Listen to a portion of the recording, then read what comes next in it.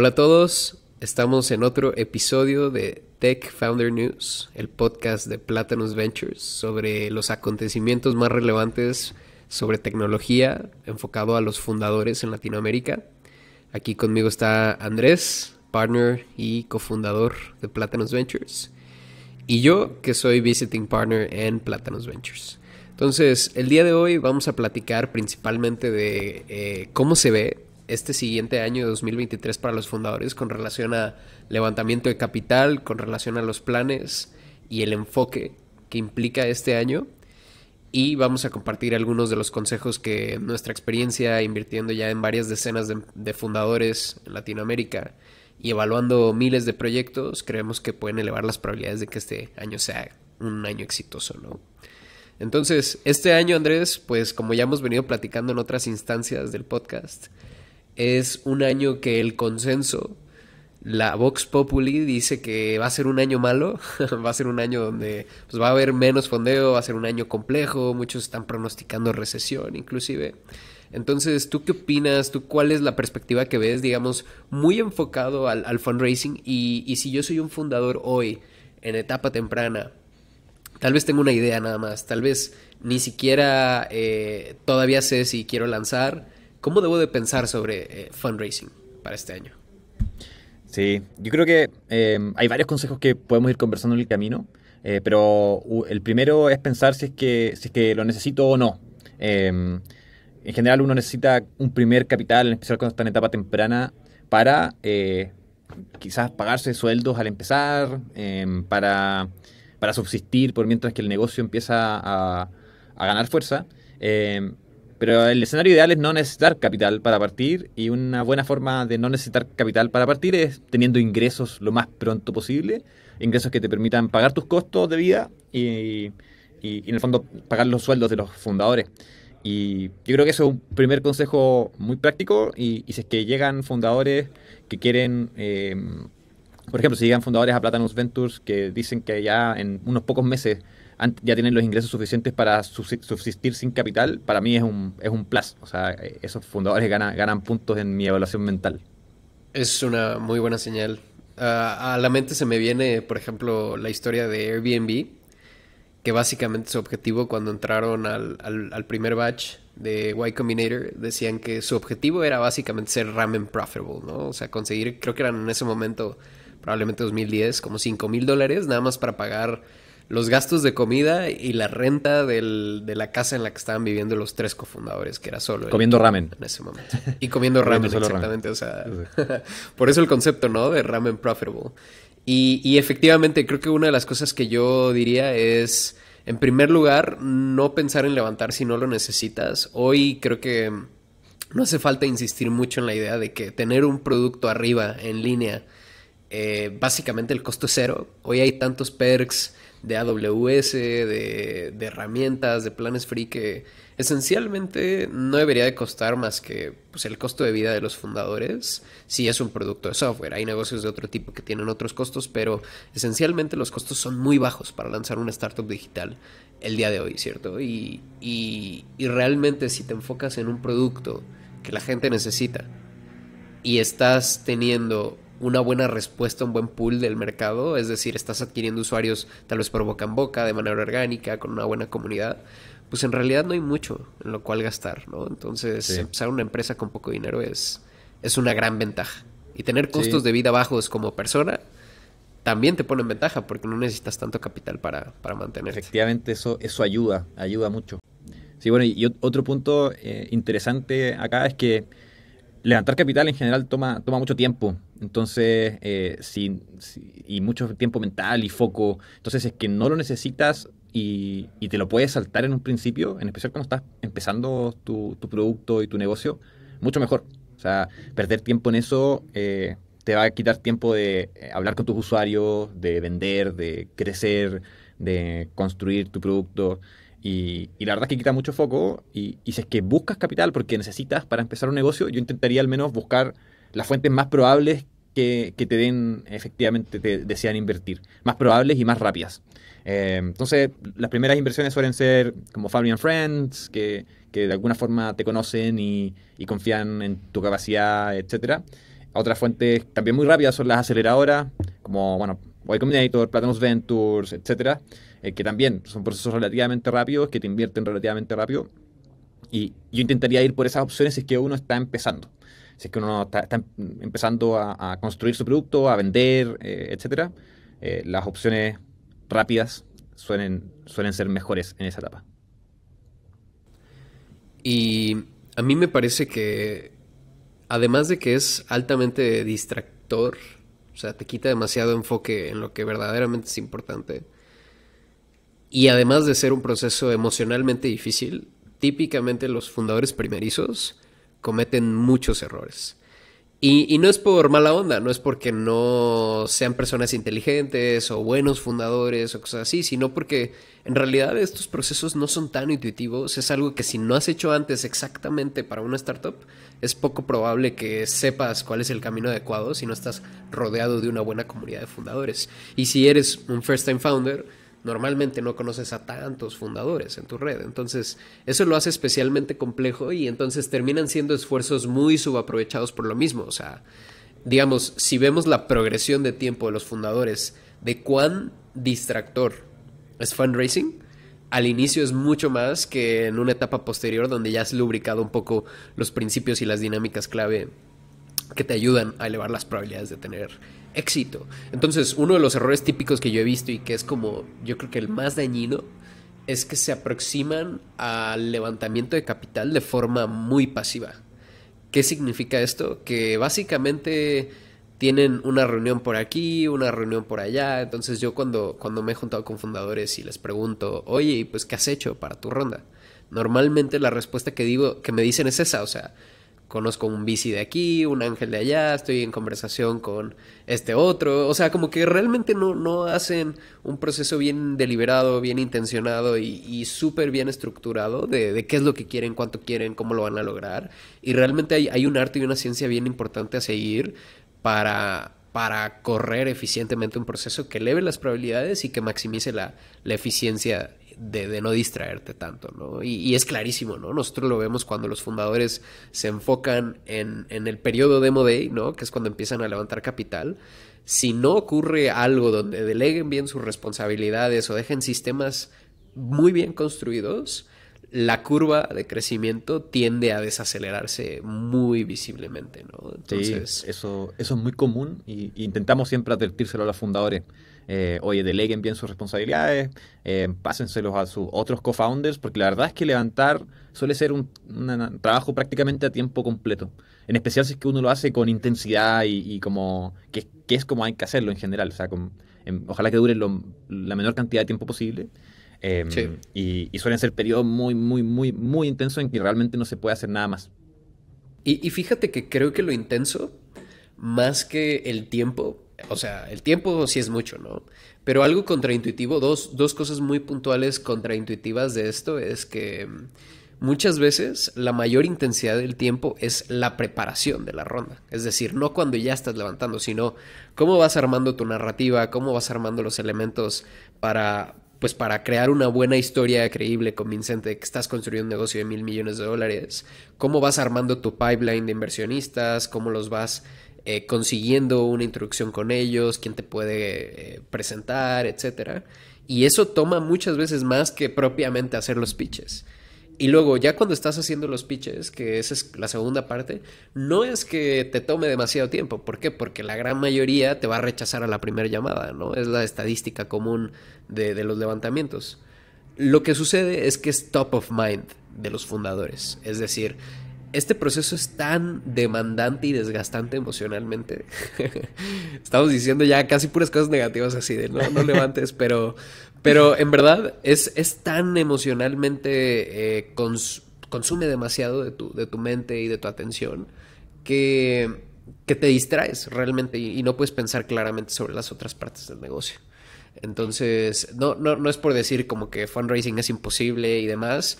Yo creo que lo que podemos ir concluyendo aquí es que es importante determinar realmente si es lo que necesitan, para qué lo necesitan, etcétera, de quién lo necesitan.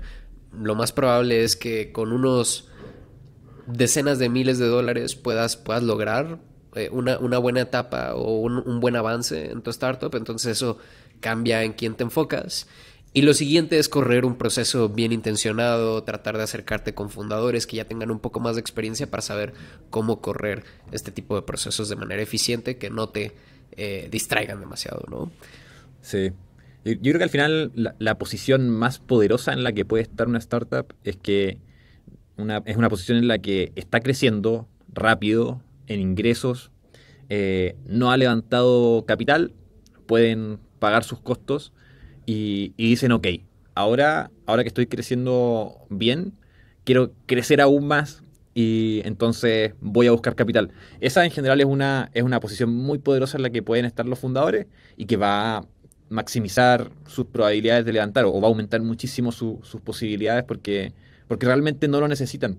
Y cuando alguien está buscando algo y te invita no sé, si yo te invito a ti, a Roger, a ser parte de mi ronda y realmente no lo necesito, solamente sería como una gran ayuda, pero puedo vivir sin ti, hace que te necesite menos. Entonces uno se vuelve menos needy y se generan dinámicas ahí para que sea más probable que me inviertas.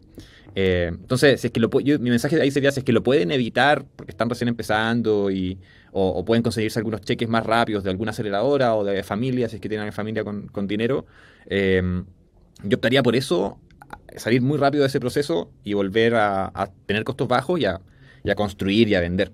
Y después cuando estén en una posición, realmente no necesiten, y estén en una posición muy buena, con buena narrativa, buena atracción, ok, ir por una ronda un poco más grande.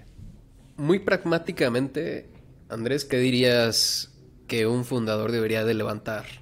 Un fundador primerizo, es decir, first time founder, eh, tiene una idea, tiene un cofundador técnico que es capaz de construir el producto.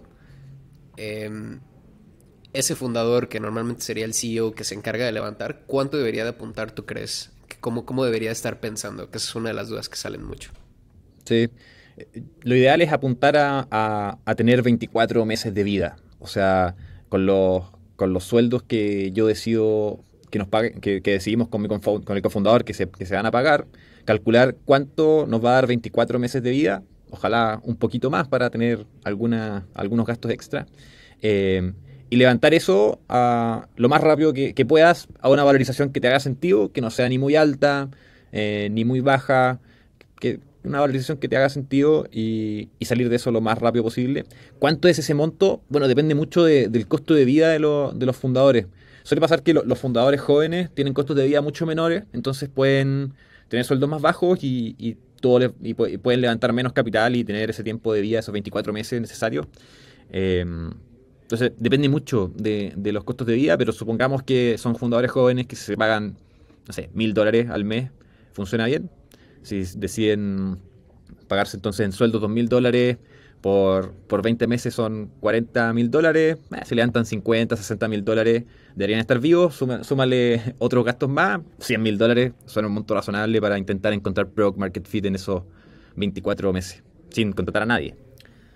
Y de hecho, 24 meses coincide muy bien con lo que muchas empresas se han demorado, ¿no? En encontrar product market fit. Si no mal recuerdo, por ahí hay varios blog posts muy buenos donde dicen cuánto se han demorado varias empresas que hoy son household names.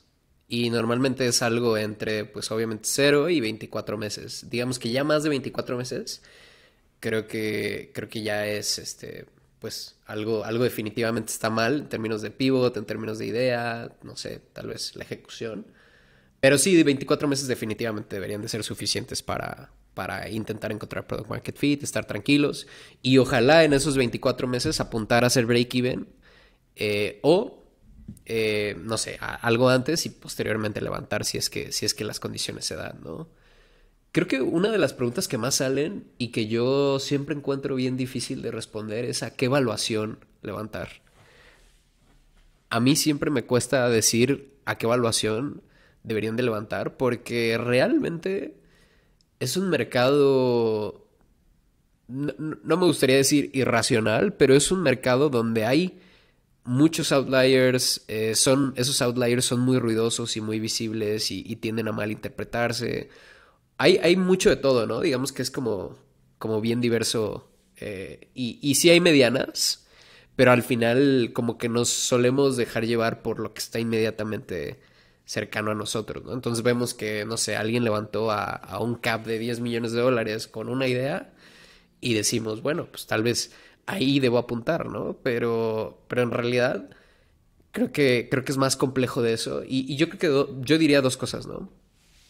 Uno es, ¿verdaderamente vale la pena optimizar eso ahorita? O sea, yo lo que trataría de ver es, ¿quieres que esta empresa exista y quieres dedicarle a esto 10 años de tu vida? Muy probablemente no es una optimización que vale la pena maximizar la evaluación. Y realmente prácticamente nunca vale la pena, sino el partner, sino entre muchas otras cosas. Sí, Entonces, muchas veces entre irte en 2 o 3 millones de dólares, pues da igual, ¿no? claro. O sea, si es que alguien recibe, si es que un fundador recibe para su startup una oferta de $100.000 a 2 millones de evaluación y rápido, yo la tomaría. O sea, no buscaría esperar una mejor oferta de 3 millones o de 3,5 millones que puede demorarse 6 meses más. O sea, yo creo que optimizar algo razonable, o sea, que no sea una evaluación ridícula, pero cualquier evaluación razonable que funcione, que te dé el dinero rápido en una etapa temprana, yo creo que suele ser una buena idea si es que la dilución no es obviamente brutal. O sea, si es que alguien te pide el 50%, eso no, pero si es sacrificar el 5% quizás se hace sentido, aunque no sea una evaluación, aunque en la expectativa quizás uno espera una evaluación más alta. Yo creo que es mejor optimizar por tener el dinero rápido y volver a construir y a tener un negocio mejor, con mejores métricas para después levantar quizás a una evaluación mejor cuando llegue el momento. Claro. Y a mí algo que me encanta decirle a los fundadores es, eh, el primer cheque que mi startup levantó fue una valorización de $300,000. O sea, $300,000 es bajo muchos estándares hoy extremadamente baja. Y bueno, aún así, la empresa que creamos hoy tiene revenue por millones de dólares. O sea, es una empresa que ahí va muy bien. Entonces, a lo que voy es, eventualmente ese tipo de cosas se pueden arreglar, eventualmente esas cosas se pueden mejorar. Y un hack que yo creo que es muy bueno es, realmente en un inicio lo que tú quieres es levantar el menor capital posible, porque ese capital se debe de destinar a Product Market Fit y ojalá que lo puedas lograr con los menores recursos posibles. Y realmente cuando el negocio se vuelve más intensivo en capital, hablando de un negocio típico, es cuando ya estás escalando. ¿Por qué? Porque necesitas invertir mucho en crecimiento, invertir mucho en el producto, en futuro, en un equipo y demás. Entonces ahí pues digamos que ya asume que tienes Product Market Fit y ahí sí, ok, pues ya puedes compensar lo que te diluiste un poco al inicio, ¿no? Ese es el consejo que yo creo que es bien importante de considerar porque muchos se paralizan ahorita con, oye, qué evaluación, qué cuánto levanto y demás. Lo que más importa es que consigas Product Market Fit como sea. Sí, de acuerdo. Oye, Roger, ¿y qué opinas de... está muy de moda ahora, obviamente, el concepto de ser rentable, ¿cierto? O sea, que todas las startups tienen que ser rentables, y eso es un consejo que uno escucha mucho en LinkedIn. ¿Y qué opinas de ese camino, como de buscar ser rentable? Si es que, imagínate, la situación de una startup es...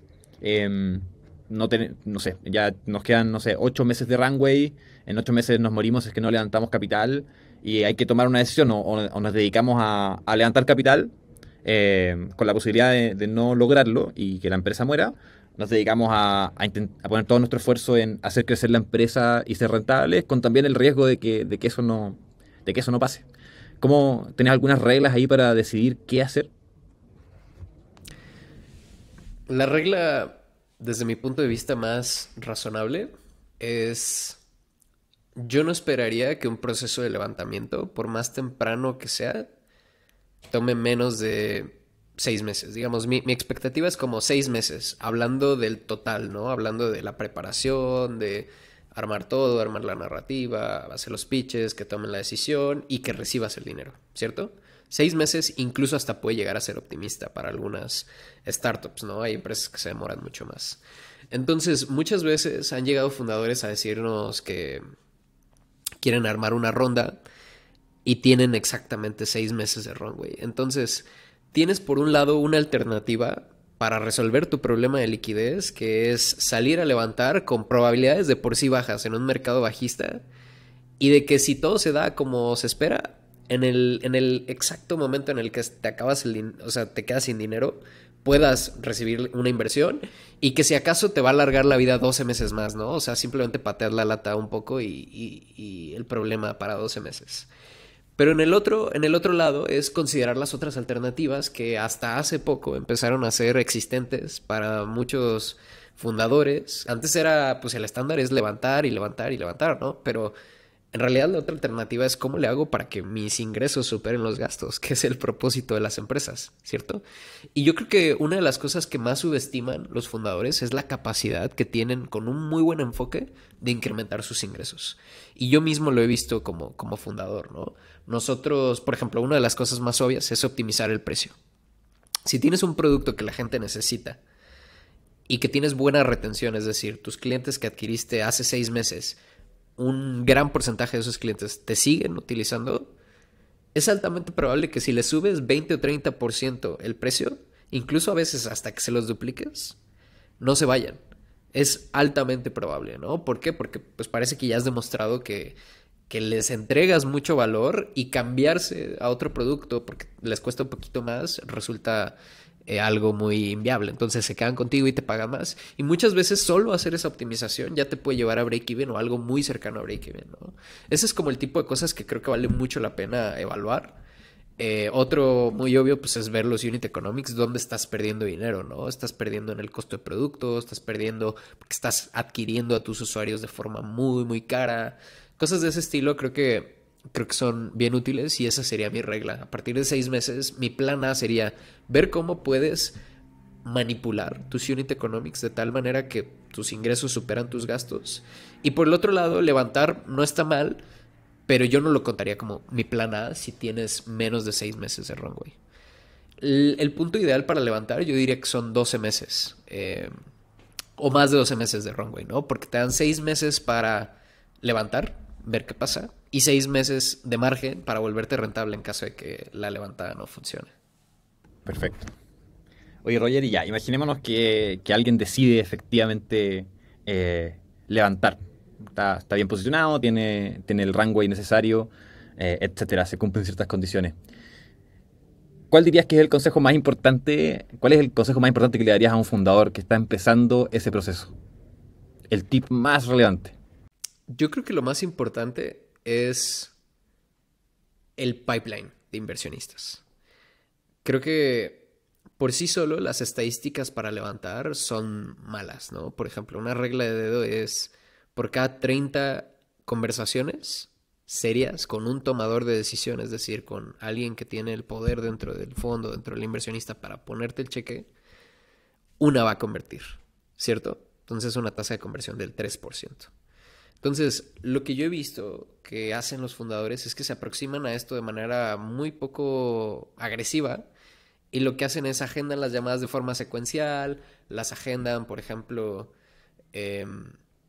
con fondos muy grandes o con fondos muy chicos. Entonces, identificar bien qué ronda y con qué actores, cuál es el ticket que te pueden meter, cuál es la probabilidad y sobre todo tener la masa suficiente para que simplemente de manera matemática la ecuación funcione, ¿no?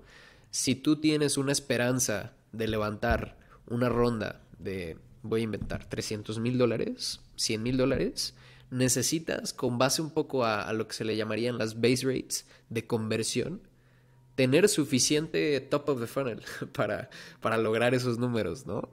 Es decir, si ya sabes que una de 30 llamadas te va a decir que sí y esa una invierte $10,000, pues entonces necesitas 10 de esas para levantar $100,000, ¿cierto? Entonces, para eso, ¿cuántas necesitas? Pues necesitas 33 veces eso, entonces 300 inversionistas, etcétera. Entonces, estoy exagerando un poco las cosas, pero así es como deben de pensar por una ronda. Y pensar en cómo consigues ese top of the funnel es lo que digo que toma mucho tiempo previo a la ronda, que es cómo consigues buenas intros con esos, o sea, intros de personas que ellos repeten, que te puedan referenciar muy bien. Es un concepto clave también, el cómo llegar a esas personas que invierten y que toman las decisiones es súper importante. O sea, por ejemplo, escribirles en su formulario de contacto de su página web a un inversionista yo creo que suele ser la última opción. O sea, si hay que hacerlo, pero hay opciones mucho mejores. Y algunas opciones mejores son, por ejemplo, la más útil es conseguir una introducción de un fundador en el que ese inversionista ya haya invertido. Eh, si es que un fundador en el que ellos ya le invirtieron y quizás, imagínate el mejor caso posible es que ese fundador ya haya tenido un exit y ya les haya hecho hacer dinero a estos inversionistas. Ese caso, obviamente, si te consigues una introducción de ese fundador con ese fondo o con ese inversionista, con ese ángel, lo que sea, las probabilidades de que funcione mejoran muchísimo. Muchísimo, porque ya le hizo hacer dinero, ya confía en su criterio. Entonces, se juega su reputación también, recomendando. Entonces, si es que consigue esa recomendación, es brutal. Otros fundadores, los que hayan invertido y que quizás todavía no tienen un éxito, no les han generado dinero, también son muy buenas opciones, esas introducciones. Pero eso también es súper relevante, como la forma en la que llegan a todas esas reuniones. Hay que intentar que sea, ojalá, por recomendación de alguien en que la otra persona ya confía. Y como decía Roger, eso en general es difícil y toma tiempo. O sea, tienes que conversar con fundadores, pedirles las intros, tienes que convencer al fundador primero para que te quiera hacer la introducción. Entonces es un proceso que suele ser bastante largo y agotador. Y la verdad es que muchas veces es difícil porque fundadores no tienen esas redes, no conocen tantos otros fundadores y entonces se vuelve complicado. Y ahí, bueno, entrar a comunidades de emprendimiento, ahí ayuda mucho. O sea, a entrar a una aceleradora te ingresa rápidamente a una comunidad que puedes conocer a fundadores más rápido, que te hagan introducciones y facilitar un poco las cosas. Y además que la aceleradora te mete un cheque rápido. Eso también ayuda. Claro. No es por lavarles el cerebro, pero efectivamente las aceleradoras pueden ayudar en eso. Las aceleradoras como Plátanos Ventures. Creemos fuertemente en lo que hacemos, así que tenemos que hacernos promoción. 100%. Oye, y yo creo que para concluir te diría sobre ese punto, hacer doble clic. Al final hay que entender que early stage no es una ciencia muy precisa, ¿cierto? O sea, invertir en empresas en etapa temprana se basa principalmente en puntos de datos relativamente cualitativos, ¿cierto? Entonces, cuando alguien con mucha credibilidad te introduce, ese es uno de los puntos de datos más fuertes que puede tener un inversionista. Cuando alguien que es un fundador con mucha experiencia o que es una fundadora que ya les hizo mucho dinero o que le está yendo muy bien dentro del portafolio del inversionista. Y muchos de los fundadores yo he visto que subestiman es el poder de las buenas intros. Es uno de los factores que van a explicar el mayor éxito de la ronda. Y es uno de los factores que más hay que prepararse y que tienden a ser bastante intensivos en tiempo, como tú bien dices. De acuerdo. Otro concepto interesante es, si es que decides levantar una ronda, ojalá correr ese proceso de conversaciones con inversionistas de la manera lo más compacta posible, o sea, en la menor cantidad de tiempo. O sea, en el fondo, este proceso es largo, pero en el fondo tú vas construyendo relaciones, introducciones, etcétera. Vas coleccionando estas potenciales reuniones y un buen tip ahí es, ojalá, tener todas esas reuniones con potenciales inversionistas en el menor tiempo posible. Eso aporta muchísimo al proceso de levantar capital. No sé si, Roger, quieres extenderte un poco más ahí. La dinámica que sucede ahí es básicamente cuando corres un proceso de forma secuencial, le das la oportunidad a los inversionistas de tener apalancamiento sobre ti por dos razones. Porque hablan entre ellos hay mucho group thinking en cómo se toman las decisiones de este tipo. Como hay tanta incertidumbre, como no hay tantos datos duros, al final del día es como otro de los proxies que utilizan para decidir los inversionistas, ¿no? Hablar entre ellos, compartir opiniones, etcétera. Entonces das la oportunidad de que esto suceda. Y la otra es no permites que avancen de manera simultánea y eso hace que pierdas apalancamiento porque si alguien te hace una oferta, o sea, dependes que el que primero, el que tuviste la primera llamada, que típicamente no son las que salen mejor, esté más avanzado dentro de su proceso de análisis, su proceso de toma de decisión, y que uno que agendaste en la semana 3 o 4 desde que empezaste, pues apenas vaya empezando y no esté listo para hacerte una oferta, si es que el actor uno te hace una oferta, ¿cierto? Cuando los agendas todos dentro de la misma semana, idealmente, o dentro de 2 semanas, todo tu pipeline de potenciales tomadores de decisiones, permites que todos avancen de manera simultánea, todos tengan acceso a la información en el mismo tiempo, y eso es, si te llega una oferta, ya tienes otra persona u otro fondo listo para que te pueda hacer otra oferta. Entonces empieza a agarrar mucho momentum la ronda porque todos empezaron al mismo tiempo, ¿cierto? No permites que pues hablen tan fácil o tan rápido entre ellos. No pueden decir los fondos, sí, ya la vías hace 2 meses. Y también la señal que envía, que si te vieron hace 2 meses o hace un mes y no has progresado materialmente en la ronda, pues es una señal negativa también para los inversionistas, porque no hay tanta escasez de la ronda y pueden esperar, ver cómo progresas y decidir después si es que ven que vas avanzando rápido. Entonces todos esos factores influyen en el apalancamiento que tiene un fundador para cerrar la ronda. También hay un factor psicológico de cómo uno, la confianza que tiene uno. O sea, si es que uno sabe que tiene 20 o 30 reuniones más los próximos días, si alguien te dice que no, la verdad es que duele menos, porque hay muchas más opciones. Entonces, eso también se transmite después en las reuniones, esa confianza. Ok, si me dices que no, no pasa nada. Y eso siempre afecta, esa comunicación inconsciente de la actitud también siempre afecta en cómo te ven las otras personas y cómo te ven los inversionistas. Bueno, por hoy día lo vamos a dejar hasta acá. Muchas gracias a todos por escuchar y ojalá que les haya sido útil. Si tienen cualquier feedback, escríbanos en Twitter. Ahí están los links a nuestros perfiles en la descripción del video. Muchas gracias a todos, que estén muy bien. Hasta luego.